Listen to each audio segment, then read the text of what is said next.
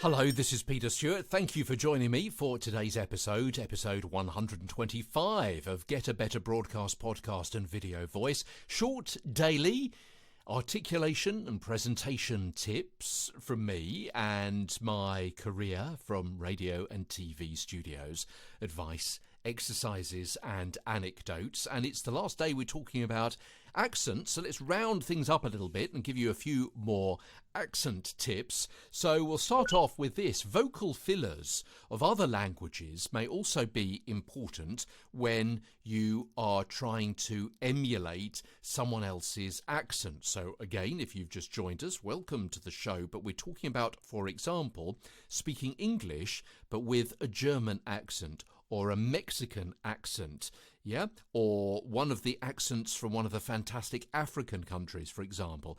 And the same goes, I'm sure, if you're looking at things from another point of view, if you're a native speaker from another country. Maybe you're from Albania and you want to speak Albanian with an Australian accent.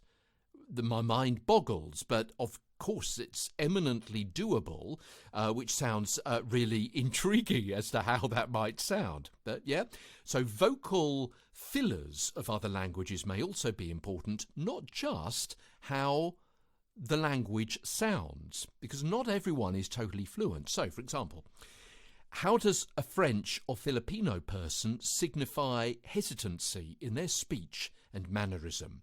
What are the alternative to fillers like, and so that they use in Mexico or Marrakesh? Using something similar when you characterize them speaking in English may also help you create a more authentic sound. You've got to have a good ear. We spoke about this a few days ago, as well as a good mouth. It's not enough to be able to hear the difference in an accent when it's played to you. You need to be able to identify what differences are going on in that whole voyage of the voice from lungs to lips, and be able to instruct your own articulators to move in a similar way, and then to hear whether you are realistically replicating that sound. Listen to authentic native speakers speaking in an English accent, so a German or Jamaican speaking in English. If you copy accents from the TV or films, you may end up copying an actor who themselves is putting on an accent, say a Brit playing a Baltimore police officer, or an American playing an English aristocrat. Isn't necessarily going to be as good an accent to learn from as an authentic person from Baltimore or Britain. And bear in mind that a native Chinese speaker speaking English in Boston, Massachusetts, USA, will sound different to that same person had they moved instead and been brought up in Boston, Lincolnshire, UK. Also consider that a character's voice is more than just their accent, as we'll see later. It also has to do with their mood, emotion, upbringing, education, family, and physical appearance as well. Just focus on learning one accent at a time. You can probably imagine the pronunciatory problems were you to be learning how to speak English in an Australian accent and an Albanian accent at the same time.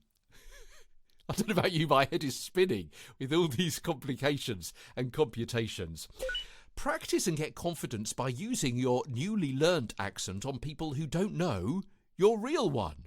So maybe when one of those pesky cold callers calls and says you've got a problem with your PC or Mac, speak to them as though you were from New Zealand or New York, Indonesia or Tunisia, Spain or Bahrain. Unless, of course, you're actually from one of those places. A practice on complete strangers. And also I've got a few more resources for you which I'm going to post in the show notes as well. A couple of books: How to Do Accents by Haydn, Rowles and Edda, Sharpe, Accents and Dialects for Stage and Screen by Paul Meier, and also a couple of rather useful apps. They're both available on iOS and Android. There's the Accent Kit and the Real Accent. Links in our show notes.